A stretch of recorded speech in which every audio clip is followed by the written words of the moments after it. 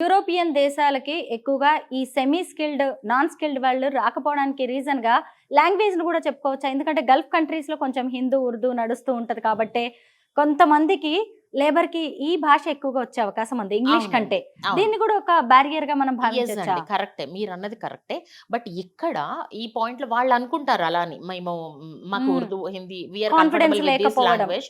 So, అందుకని ఎళ్తున్నాం. కానీ ఇక్కడ వీళ్ళు తెలుసుకోవాల్సిన విషయం ఏంటంటే అండి, అక్కడికి వెళ్లి వాళ్ళు సఫర్ అయ్యే దాంతో కంపేర్ చేస్తే లాంగ్వేజ్ మీద వాళ్ళేమి ఇప్పుడు ఫర్ ఎగ్జాంపుల్ బేసిక్ ఇప్పుడు ఆళ్ళు గల్ఫ్ ఎళ్తున్నారు అంటే బేసిక్ ఇంగ్లీష్ వాళ్ళకైనా వస్తుందండి. అట్‌లీస్ట్ బేసిక్ లెవెల్‌లో కమ్యూనికేట్ చేయడం అనేది ఖచ్చితంగా వస్తుంది. బికాజ్ ఇమిగ్రేషన్‌లో వీళ్ళు మూవ్ అయ్యేప్పుడు, వచ్చేప్పుడు ఇమిగ్రేషన్‌లో కానీ because these are multilingual countries అండి. వేరే వేరే కంట్రీస్ నుంచి చాలా మంది పీపుల్ వస్తారు. సో, ఆబ్వియస్‌లీ వాళ్ళకి ఎంతో కొంత బేసిక్ కమ్యూనికేషన్ అనేది వస్తుంది. ఆ బేసిక్ చాలు యూరోపియన్‌కి అనేది వీళ్ళకి తెలియని విషయం. బేసిక్ ఇంగ్లీష్ సరిపోతుంది మనకి అనేది వీళ్ళకి తెలీదు. తెలియక వీళ్ళేమనుకుంటారంటే, ఇంగ్లీష్ చాలా ఎక్కువొస్తేనే యూరోపియన్‌లో సెటిల్ అవ్వగలము. మనకంత ఇంగ్లీష్ రాదు కాబట్టి మనం ఇటు మూవ్ అవుదాం అన్న థాట్‌లో ఉంటారు. But that is the false illusion అండి. It's not true actually.